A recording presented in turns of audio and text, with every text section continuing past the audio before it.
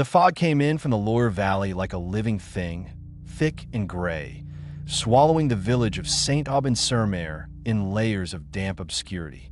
It was the kind of fog that muffled sound and distorted distance, that made a man standing 20 feet away look like a ghost.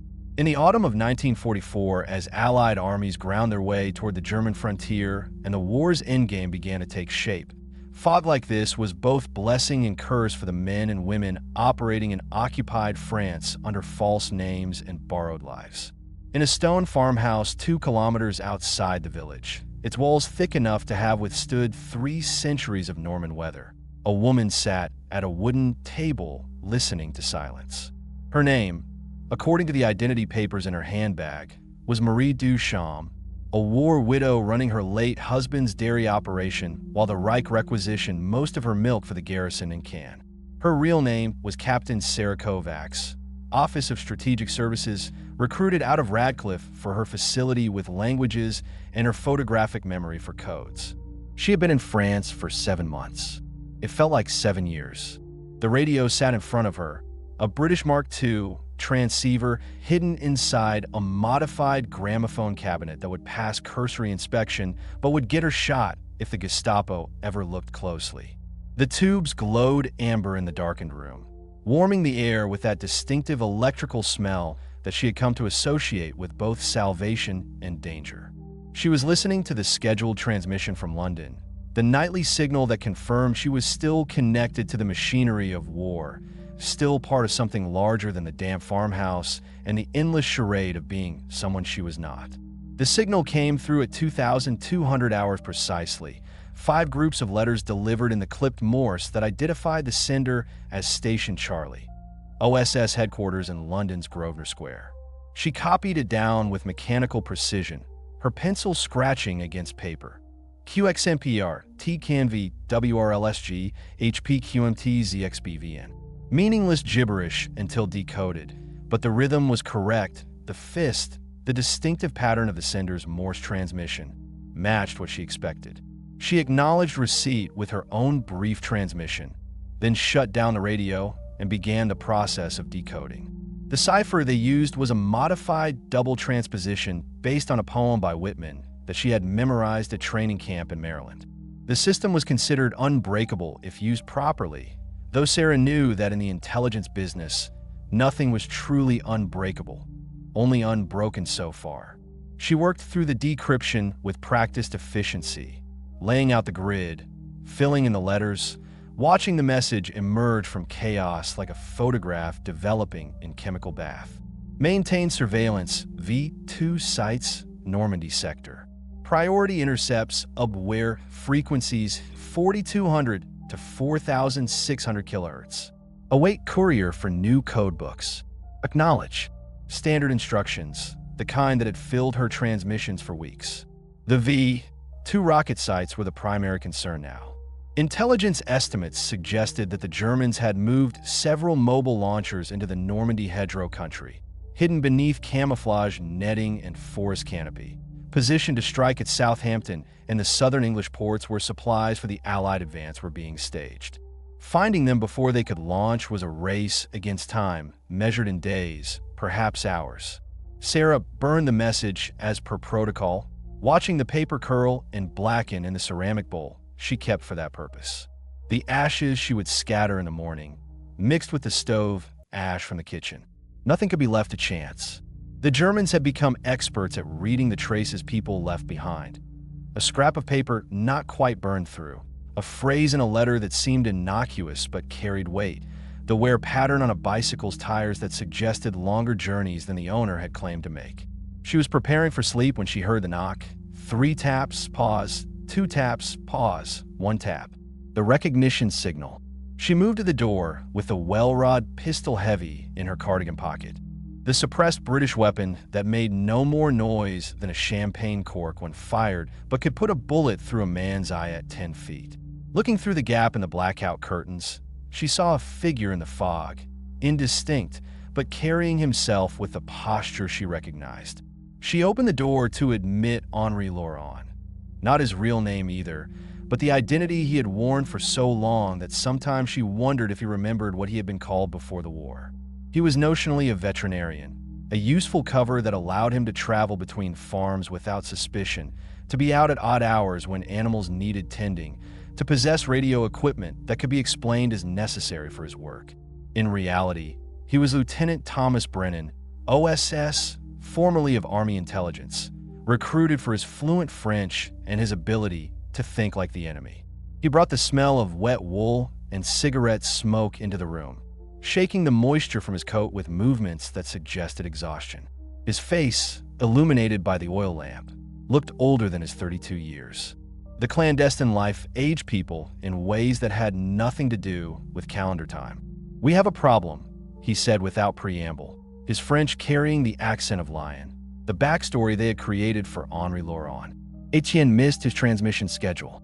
Fourth night in a row.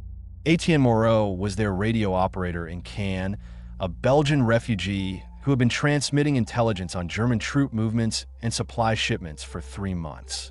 He was careful, experienced, and had survived longer than most radio operators managed in occupied territory. The average life expectancy for a clandestine radio man was 6 weeks before the German direction finding trucks triangulated his position and the Gestapo came through the door. For mistransmissions meant either capture or death, and either possibility carried implications that made Sarah's mouth go dry. "Could be a set," she offered, knowing it was unlikely. "The tubes fail, condensation gets into the circuits." He had backups. 3 different radios in 3 different locations. "No, he's been taken, or he's gone aground so deep we'll never find him." Henry's voice carried the flat certainty of a man who had already worked through all the optimistic scenarios and discarded them. The question is what he told them before they killed him, or what he's telling them now. The implications hung in the air like the fog outside. If Etienne had been captured and broken under interrogation, and everyone broke eventually, it was only a matter of time and technique. Then he could have compromised the entire network. Safe houses, recognition signals, transmission schedules, the frequencies they used, the ciphers that protected their messages. Everything that kept them alive existed in Etienne's memory, and memory could be extracted through methods that the Gestapo had refined to a science of calculated agony. But there was a worse possibility, one that neither of them wanted to articulate, but that loomed large in the silence between words. If Etienne had been captured and turned, if the Germans had given him the choice between cooperation and watching his family die, then he might still be transmitting, sending messages that looked legitimate, felt legitimate, but were being read by the aware before London ever saw them. The Germans called it Funkspiel, the radio game, and they had played it successfully against British intelligence networks for years, feeding false information through compromised agents, rolling up entire spy rings by following the threads of communication back to their sources. "We need to verify London's security check protocol," Sarah said, her mind already working through the procedures. Every OSS radio operator used 2 security checks, a true check embedded in their messages that confirmed they were transmitting freely, and a false check they would insert if captured and forced to transmit under duress. The system was supposed to protect against exactly this scenario, but Sarah had heard stories of operators who had been so thoroughly broken that they gave up both checks, or who made mistakes under stress and sent the wrong signals, creating confusion that could take days to unravel. Henri nodded, pulling a folded paper from his coat. A message he had received from another agent in the network, a forger named Philippe who ran a print shop in Bayeux, and passed intelligence disguised as invoices for wedding invitations and funeral programs. The message had been written in invisible ink, a mixture of phenolphthalein and alcohol that appeared only when treated with sodium carbonate solution. Sarah prepared the solution now, watching as brown letters materialized on the seemingly blank page like secrets rising from the dead. London requests confirmation of aware intercepts. Strange repetition in recent German traffic. Phrase "eagle's shadow" appearing in multiple contexts. No known operational significance. Investigate. Sarah felt something cold settle in her stomach. She had been intercepting German radio traffic for weeks, monitoring the Abwehr frequencies that coordinated intelligence operations across occupied France. The messages were encrypted, of course, protected by the Enigma machines that the Germans believed were unbreakable, and which the British had been reading since 1940, though that secret was so closely guarded that most OSS operatives didn't know it existed. But even without decrypting the messages, patterns emerged. Call signs, message lengths, transmission times, and occasionally phrases that appeared unencrypted in the header traffic. Eagle's shadow was not a phrase that should have appeared in German communications. It was OSS terminology, an operational code name that had been used internally to refer to their network in Normandy. It should have been known only to a handful of people in London and to the agents in the field. If it was appearing in Abwehr traffic, it meant one of two things. Either the Germans had penetrated OSS communications at a very high level, or someone in the network was deliberately passing information to the enemy. The farmhouse suddenly felt very small, very exposed. Sarah found herself listening to the silence outside, to the fog pressing against the windows, wondering if the Gestapo was already out there, waiting for the right moment to strike. The Germans were patient hunters. They liked to watch and gather information before moving, to map entire networks before rolling them up all at once. A single compromised agent could be used to identify dozens of others if the watchers were patient enough. "We need to change everything," she said, her voice steady despite the fear that was making her heart hammer against her ribs. "New transmission schedules, new frequencies, new ciphers. And we need to go dark for 72 hours while we figure out who's compromised." Henri shook his head. "London won't authorize a 72-hour blackout. Not with the V2 sites active. We're their only eyes in this sector. Then London is going to have to trust that we know what we're doing on the ground." But trust was the one commodity in increasingly short supply. The entire architecture of clandestine operations was built on trust. Trust that your fellow agents were who they claimed to be. Trust that your equipment hadn't been sabotaged. Trust that the messages you sent reached the intended recipient and not an enemy reading over their shoulder. When that trust began to erode, when every transmission might be a trap and every meeting might end in arrest, the psychological toll became almost unbearable.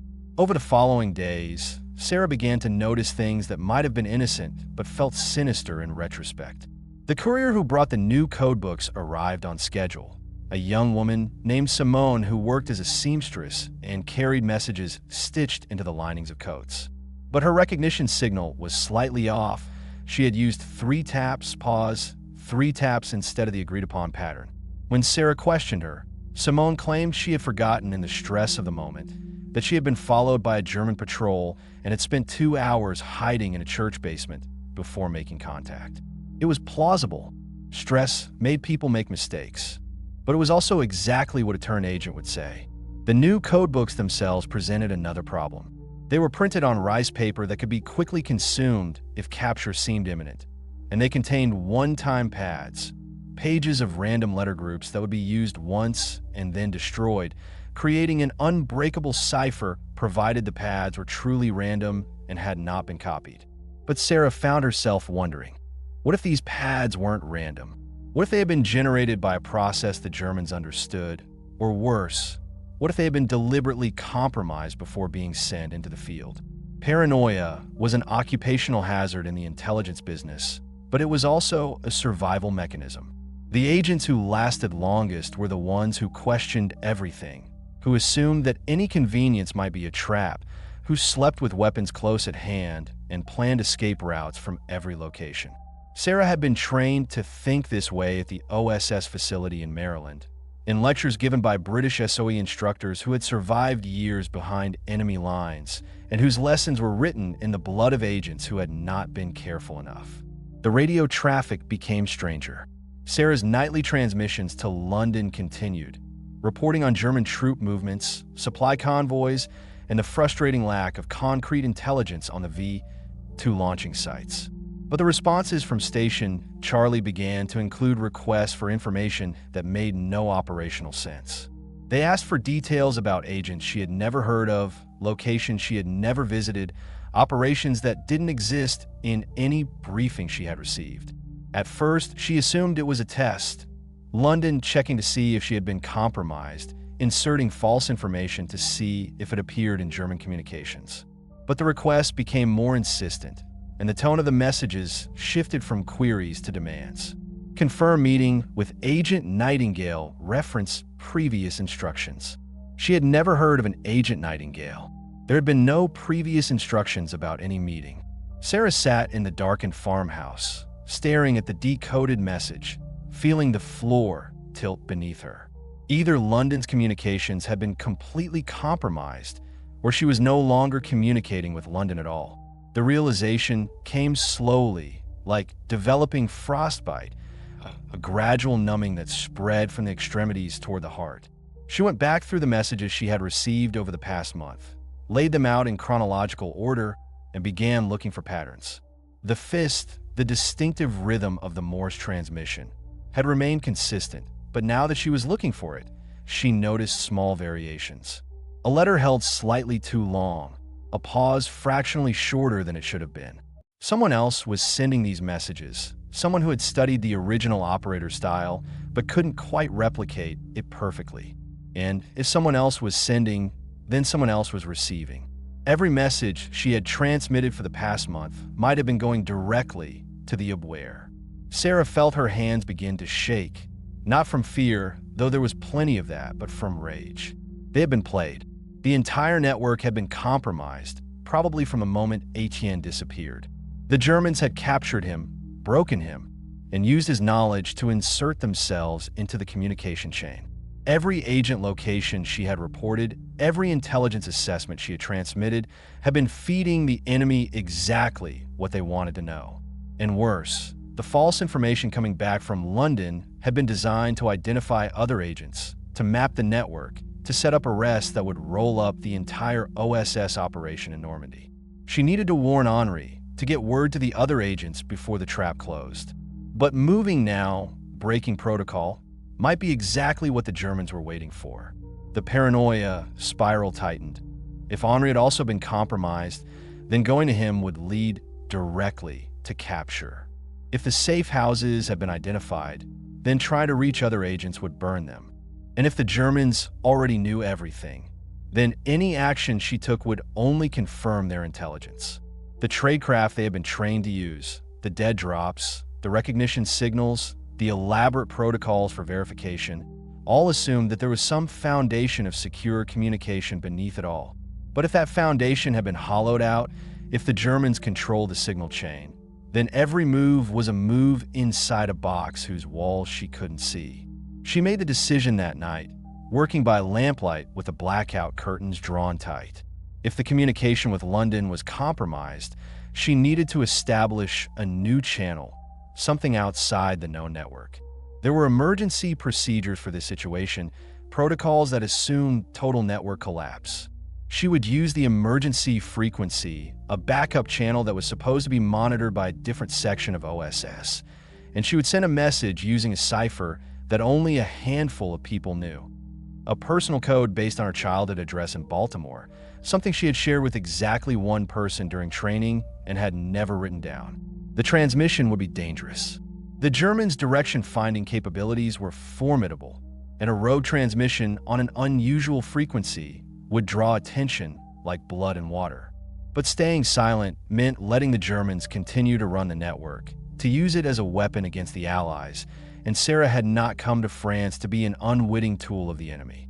She set up the radio in the barn, away from the farmhouse, reasoning that if the Germans triangulated the signal, she might have a few minutes to escape while they surrounded the wrong building. The night was cold and clear, the fog finally lifted, the stars visible through the gaps in the roof. She rigged the antenna and powered up the set, her fingers finding the telegraph key with the muscle memory of months of practice. The message she sent was brief, stripped of all protocol and politeness. Network compromised. Station Charlie believed enemy controlled. Breaking radio silence on emergency frequency. Request immediate authentication confirmation. She transmitted it twice, then shut down the radio and dismantled the antenna. The entire process took less than 3 minutes, but those 3 minutes felt like standing naked in a spotlight. Every sound, a dog barking in the village, a car engine on the distant road, the rustle of wind in the bare trees, made her flinch. She packed the radio back into its case and returned to the farmhouse, moving through the darkness with the certainty that she had just made a decision that would either save lives or end her own. The response came the next night, transmitted on a frequency she had never used before, in a cipher that took her an hour to decode, because it was based on a system she had only learned about in the final week of training and had never expected to use. The message was signed with a code name she recognized: Cardinal, the head of OSS operations in France, a man she had met exactly once during her briefing in London. Authentication confirmed. Station Charlie compromised as of October 15th. Abwehr operation targeting OSS networks Normandy sector. Maintain radio silence. Exfiltration arranged. Recognition phrase. The eagle casts no shadow. Await contact. Sarah read the message 3 times, burned it, and scattered the ashes in the darkness outside. The relief she felt was profound but temporary. They had been transmitting to the enemy for nearly a month. How much damage had been done? How many agents had been identified? How many safe houses compromised? How many operations betrayed? The Germans had been reading their mail, and everything, every assumption, every plan, every belief about what the enemy knew or didn't know had to be recalculated from zero. She never made contact with Henri again. 3 days later, she heard through Philippe's network that a veterinarian had been arrested in the next village, caught with a radio and a pistol in his medical bag. The Germans had paraded him through the town square before putting him on a truck bound for the interrogation center in Rouen. She didn't know if it was Henri, didn't know if he had been captured because of her transmissions or because the Germans had been tracking him independently. The not knowing was almost worse than certainty. The exfiltration came a week later, executed by an SOE team that crossed from England in a fast motor launch and extracted her from a beach near Courseulles-sur-Mer. They moved in darkness, communicating through hand signals, and Sarah spoke to no one during the crossing. She sat in the bow of the boat, wrapped in a borrowed navy coat, watching the French coast recede into darkness and wondering how many others had been left behind, how many agents were still transmitting to the phantom London that the Abwehr had created, believing they were fighting the good fight while actually dancing to the enemy's tune. Back in England, the debriefing took 3 days.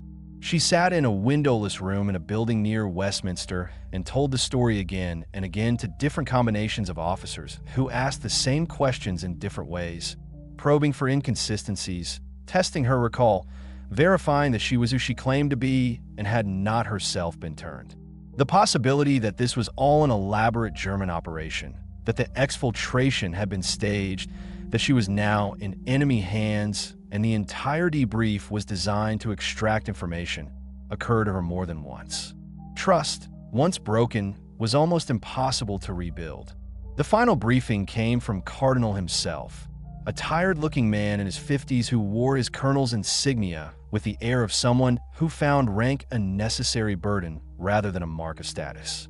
He laid a file on the table between them, stamped with red letters, classified.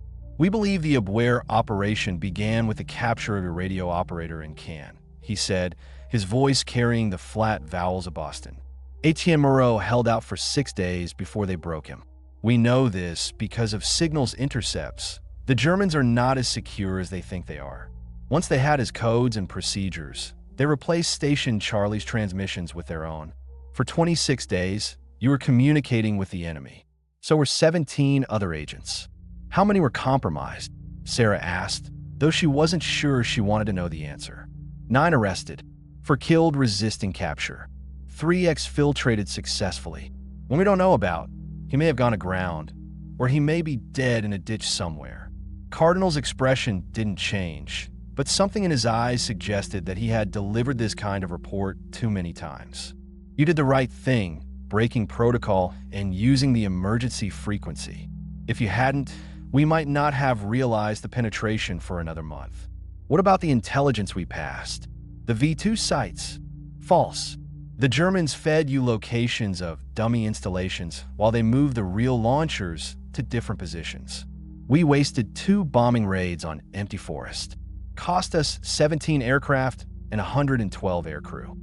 He said it without accusation, just stating facts, but the weight of those numbers settled on Sarah like stones. Not your fault. You were working with the information you had, but it's a reminder of how much damage a compromised network can do. The file on the table was labeled with a reference number. OSS file #212B. Cardinal pushed it toward her. This stays classified. The operation, the compromise, all of it. The Germans don't need to know that we figured out their game, and our own people don't need to know how thoroughly we were penetrated. Officially, you were exfiltrated after successful completion of your mission. Unofficially, this goes in the archive and stays there. Sarah opened the file and saw her own face looking back from an identification photograph, taken before she had left for France, when she had still believed that careful planning and rigorous tradecraft could keep you safe. Underneath were reports, transcripts of her transmissions, analysis of the German operation, a list of compromised agents with neat check marks indicating their status. Arrested, killed, exfiltrated. Unknown. At the bottom of the stack was a single sheet marked assessment. Conclusion: network penetration achieved through capture and coercion of radio operator. German operation, codenamed ADLERSCHEN, Eagle Shadow, successfully controlled OSS communications for 26 days. Extent of long-term damage, undetermined. Investigation ongoing. Case status, unresolved. She closed the file and looked at Cardinal. What happens now? Now. He took the file back, held it for a moment as if weighing it. Now you write your report, you take 2 weeks leave, and then you go back to work. There's a war still to win, and we need experienced officers. The Germans are very good at what they do, but so are we.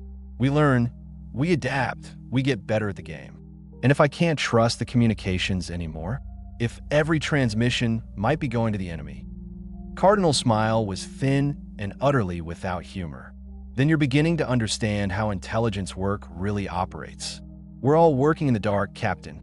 The best we could do is light small fires and hope they illuminate something true before they burn out. Sarah left the building that evening and walked through London's blacked-out streets, listening to the distant sound of anti-aircraft guns firing at V-1 flying bombs, the weapons whose launch sites she had been trying to locate while unknowingly reporting her findings to the enemy. The bombs fell somewhere in the East End, too far away to see the explosions, but close enough to feel them as tremors in the ground. She thought about Etienne, about Henri, about all the agents whose faces she had never seen, but whose code names she had memorized, who were now dead or captured because the network had been penetrated and no one had realized it in time.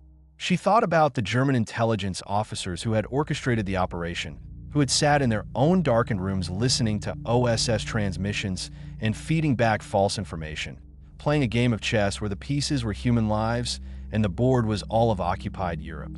Most of all, she thought about trust, how essential it was to the work and how fragile, and how its absence created a kind of paralysis where every action might be the wrong action and inaction might be worse. The Germans had understood this. They had weaponized doubt, had turned the Allies' own communication systems into instruments of deception, and had nearly succeeded in making the OSS destroy itself through the simple expedient of controlling the flow of information.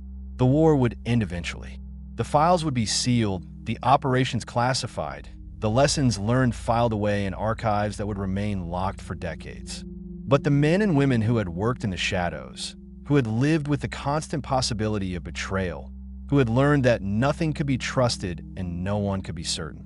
They would carry those lessons for the rest of their lives. Somewhere in the Atlantic fog, a radio was transmitting. Somewhere in occupied Europe, an agent was waiting for a response that might never come, or that might come from the wrong source.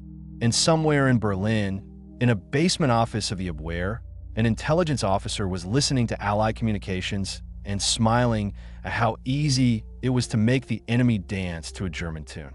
The eagle's shadow fell across all of them, dark and inescapable, and the line between hunter and hunted had become so blurred that sometimes there was no line at all.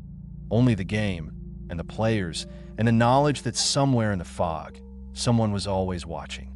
Declassified OSS file #212B, case status, unresolved.